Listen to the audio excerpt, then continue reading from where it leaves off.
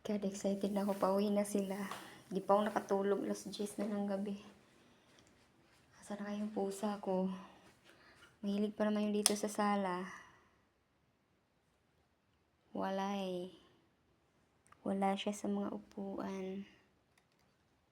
Binalik ko na yung mga halaman ni kuya kasi baka hanapin. Pinaglalabas ko lahat. Check ko muna kung okay na ba ang lahat ng kwarto. Baka may nakalimutan ka, day. Okay na ang tulugan ni Patring at ni Ella. Okay. Chat naman tayo.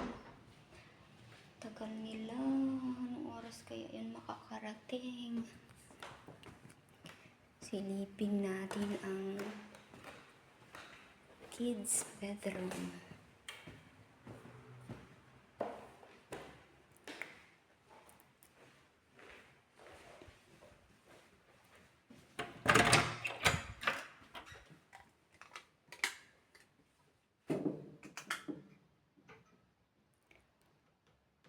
Okay.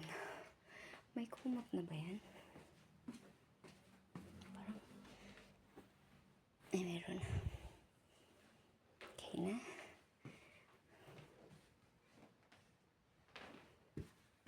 Patay talaga ako pag may nakalimutan.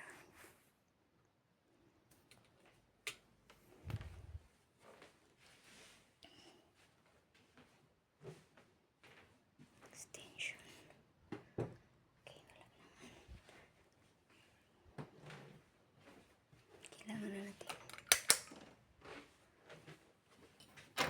CR. Baka may nakalimutan. Ay my God, may nakalimutan nga ako dito. Yung mga halaman, di ko naakyat. Bahala na, si kuya na lang.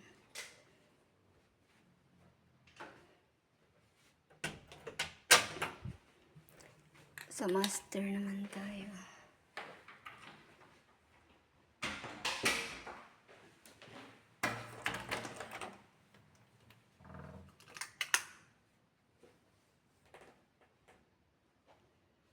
Okay, walang unan.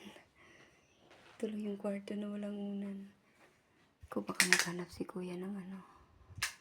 Okay na yan, bahala na.